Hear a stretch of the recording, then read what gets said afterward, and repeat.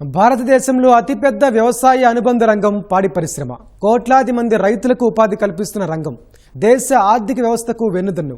అయితే ఈ రంగం గత కొంతకాలంగా అనేక సమస్యలు ఎదుర్కొంటోంది. పాల ఉత్పత్తిలో కాలానుగుణంగా హెచ్చుతగ్గులు, నిల్వ సౌకర్యంలో ఇబ్బందులు, రసాయన కలుషితాలు, ఇలా ఒకటేమిటి లెక్కకు మిక్కిలి సమస్యలు పాడి రైతు ఆదాయానికి గండి కడుతున్నాయి. ఈ నేపథ్యంలో ఇలాంటి ఇబ్బందులను దూరం చేసేందుకు కేంద్ర ప్రభుత్వం శ్వేత విప్లవం 2.0 ఆవిష్కరించింది. దీని ద్వారా రాబోయే 5 ఏళ్లలో డైరీ కోఆపరేటివ్ సొసైటీల ద్వారా పాల సేకరణను 50% పెంచాలని నిర్ణయించింది. మరి ఏమిటి ఈ కార్యక్రమం? డైరీ రంగంలో ఉన్న సమస్యల పరిష్కారానికి ఇది ఏ విధంగా మేలు చేయనుంది?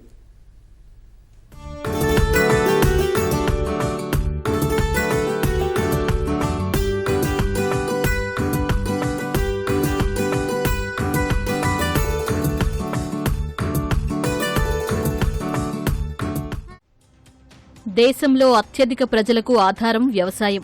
సాగు చేస్తూనే అనుబంధంగా పాడిని కూడా ఉపాధిగా చేసుకున్నవారు ఎంతో మంది. విడిగా పశువుల పెంపకం ద్వారా ఆదాయం పొందుతున్నవారు ఉన్నారు. కోట్ల మంది పాడి రైతులకు అది నేరుగా ఉపాధి కల్పిస్తోంది. 2021-22 ఆర్థిక సంవత్సరం లెక్కల ప్రకారం దేశంలో పాల ఉత్పత్తి మార్కెట్ విలువ 9.32 లక్షల కోట్ల రూపాయలు. ఎంతటి కీలకమైన పాడి రంగంలో ఉన్న సమస్యల పరిష్కారం సహా పాల ఉత్పాదన పెంపు దిశగా కేంద్ర ప్రభుత్వం కీలక అడుగు వేసింది.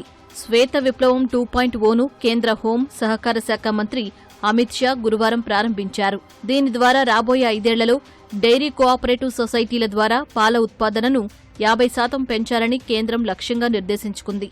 పాల వ్యాపారుల కోసం దేశవ్యాప్తంగా రూపే కిసాన్ క్రెడిట్ కార్డులను తీసుకొచ్చారు. డైరీ సహకార సంఘాల్లో మైక్రో ఏటీఎంల ఏర్పాటును అమిత్ షా ప్రారంభించారు. 67,930 ప్రాథమిక వ్యవసాయ క్రెడిట్ సొసైటీల కంప్యూటరీకరణ కోసం ప్రామాణిక ఆపరేటింగ్ విధానాలను విడుదల చేశారు. మహిళా సాధికారత, ఉపాధి అవకాశాలే లక్ష్యంగా శ్వేత విప్లవం 2.0కు శ్రీకారం చుట్టినట్లు అమిత్ షా తెలిపారు.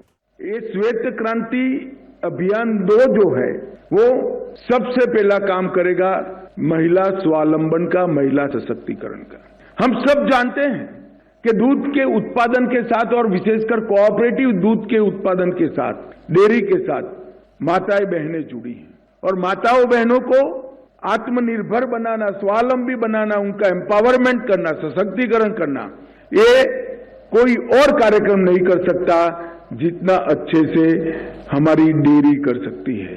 और उसके कई राज्यों में उदाहरण जीवित है। आज मैं गुजरात की बात करना चाहता हूं। 36 लाख बहनें 60,000 करोड़ का व्यापार करती है और वो बहन का सिर्फ 100 रुपया शेयर मूडी है। 2022-23 ఆర్థిక సంవత్సరంలో దేశంలో 230.6 మిలియన్ టన్నుల పాల ఉత్పత్తి జరిగింది. 2034 నాటికి దీన్ని మరింత పెంచాలని కేంద్రం లక్ష్యంగా నిర్దేశించుకుంది. ఈ లక్ష్యాన్ని చేరుకునే క్రమంలో ఉన్న ఇబ్బందులను తొలగించాలనే లక్ష్యంతోనే కేంద్ర ప్రభుత్వం శ్వేత విప్లవం 2.0ను ప్రారంభించింది. దేశీయంగా పాల ఉత్పత్తిలో గత కొంతకాలంగా ఆశించిన పురోగతి లేదు. డైరీ రంగంలో ఆటుపోట్లు, పరిశ్రమగా నిలదొక్కుకోవడంలో సవాళ్లు, విచ్ఛిన్నమవుతున్న సహకార స్ఫూర్తి వంటి సహకార రంగానికి శరాఘాతంగా మారుతున్నాయి. పాల ఉప ఉత్పత్తుల తయారీతో వ్యాపారులు లాభపడుతూ ఉంటే పాడి రైతులకు మాత్రం అంతంత డబ్బులు మాత్రమే వస్తున్నాయి. నగరాలు, పట్టణాలతో పాటు గ్రామాల్లోనూ పాల వినియోగదారులు పెరిగినా పాడి రైతులకు గిట్టుబాటు ధరలు దక్కడం లేదు. పాల సేకరణ వ్యవస్థ అభివృద్ధి చెందకపోవడం, నిల్వ సౌకర్యంలో సమస్యలు, పాల ఉత్పత్తిలో కాలానుగుణంగా హెచ్చుతగ్గులు, రసాయన కలుషితాలు వంటి సవాళ్లు డైరీ రంగంలో దీర్ఘకాలంగా ఉన్నాయి. ఇలాంటి సమస్యలను శ్వేత విప్లవం 2.0 దూరం చేయగలదని భావిస్తున్నారు.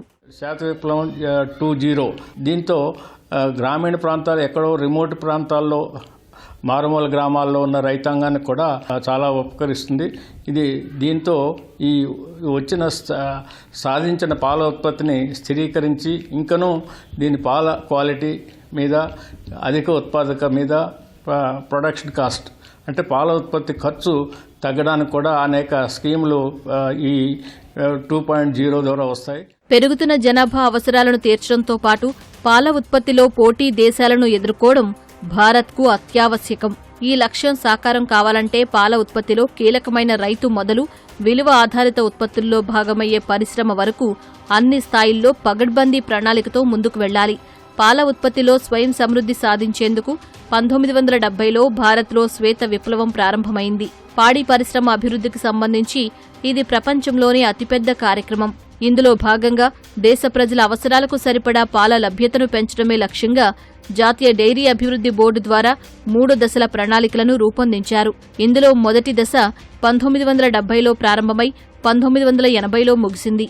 ఈ కార్యక్రమం కింద భారత్లో పాలు అధికంగా ఉత్పత్తయ్యే ప్రాంతాలను మెట్రో నగరాలతో అనుసంధానించారు.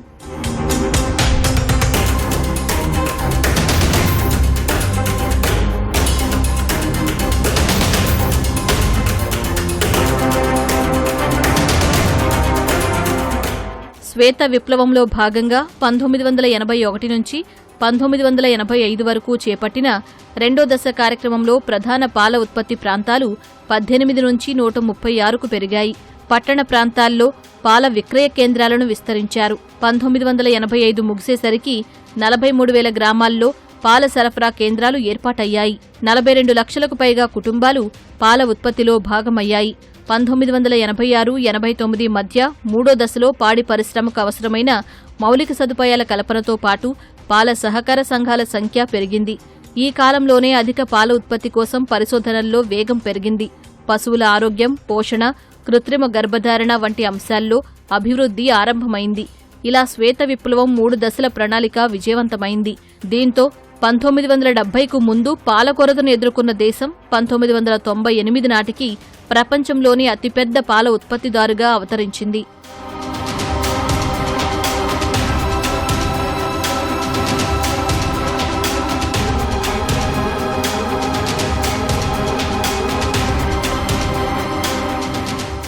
దేశీయంగా పశువుల దాణా ధరలు అధికంగా ఉండడం వల్ల పాడి రైతు ఆదాయం తగ్గిపోతోంది. దేశంలో ఉన్న పశువుల సంఖ్య 33 కోట్లకు పైనే ఉంటుంది. పశువుల సంఖ్యకు తగ్గట్లుగా తగిన వైద్య సౌకర్యాలు లేకపోవడం వల్ల అవి పెద్ద ఎత్తున చనిపోతున్నాయి. గర్భధారణ సమస్యలతో దేశీయంగా వట్టిపోతున్న పశువుల సంఖ్య పెరుగుతున్నాయి. కృత్రిమ గర్భధారణ ద్వారా సమస్యను నివారించే మార్గాల ఆధునికీకరణ వేగంగా జరగాలి.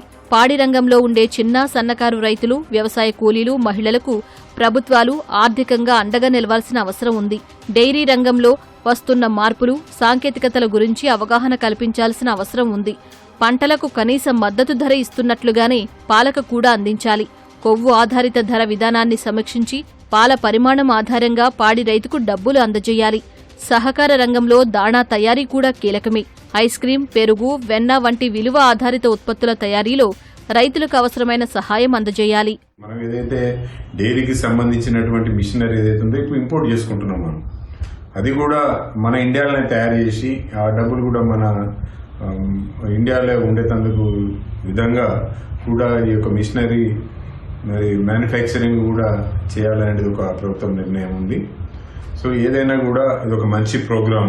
దీని ద్వారా రైతులకు ఎంతో ఆర్థికంగా అభివృద్ధి చెందుతుందుకు వీలుంటుంది కనుక ఇంకా రాబోయే రోజుల పట్ల ఈ యొక్క పాల సేకరణ పెంచుడే కాకుండా కూడా మార్కెట్ ఫెసిలిటీస్ కూడా మరి ప్రభుత్వం దీని మీద ఇనిషియేటివ్ తీసుకొని ఇప్పటికే మినిస్టర్ ఆఫ్ ఫుడ్ ప్రాసెసింగ్ ద్వారా మార్కెటింగ్ వ్యవస్థను స్ట్రెంథన్ చేసేందుకు ప్రయత్నం చేస్తుంది. ఇంకా కూడా ఎక్కువ ప్రోత్సాహం ఇచ్చి ఉత్పత్తి కాకుండా ఉత్పత్తి చేసినటువంటి ఒక పాలను మళ్ళీ మార్కెట్ లోపల అమ్ముకున్నప్పుడే రైతుకు దీని మీద ఇన్కమ్ జనరేట్ అవుతుంది కనుక ఆ విధంగా కూడా ప్రభుత్వం దీన్ని ఆలోచించి మార్కెటింగ్ వ్యవస్థను కూడా స్ట్రెంథన్ చేస్తే బాగుంటుంది అనేది మా యొక్క ముఖ్య ఉద్దేశం.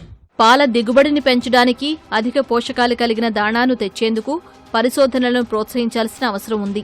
మార్కెట్లో కల్తీ లేని నాణ్యమైన దాణా లభించేలా చర్యలు తీసుకోవాలి. వాతావరణ మార్పులు, కలుషితమైన తాగునీరు, నాణ్యత లేని దాణా, షెడ్లలోనే ఉంచడం, దోమకాటు వంటి సమస్యల వల్ల పశువుల ఆరోగ్యం దెబ్బతింటోంది. ప్లాస్టిక్ వ్యర్థాలు వాటి ఆహారంలో చేరుతున్నాయి. పశువులు ప్రాణాంతక పరిస్థితుల్లో ఉన్నప్పుడు అత్యవసర వైద్య సేవలు కావాలంటే 10 కిలోమీటర్ల దూరం వెళ్లాల్సిన పరిస్థితులు నెలకొన్నాయి. గ్రామాల్లో అన్ని పశు సేవలకు ఇప్పటికీ శాస్త్రీయ నైపుణ్యం లేని వ్యక్తులే పెద్ద దిక్కుగా ఉన్నారు. పశువైద్య సేవల్లో ఆధునికత రావాల్సిన అవసరం ఉంది.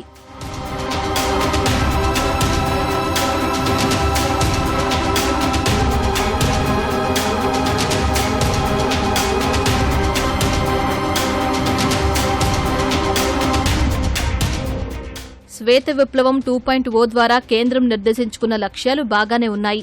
అయితే పాడి రంగంలో నెలకొన్న సమస్యలను పరిష్కరిస్తేనే ఆ లక్ష్యం సాధ్యమవుతుంది. ఈ సమస్యలను పరిష్కరిస్తూనే మారుతున్న కాలానికి అనుగుణంగా ఆధునిక మార్పులను అందిపుచ్చుకుంటూ ఉండాలి. అన్ని రకాల సమస్యలకు శాస్త్రీయ పరిష్కారాలను వెతకాలి. సహకార వ్యవస్థలో లోపాలు సరిదిద్దాలి. ఇలాంటి సమస్యలను పరిష్కరిస్తేనే కేంద్రం ఆశిస్తున్న శ్వేత విప్లవం 2.0 లక్ష్యం సాకారమవుతుంది.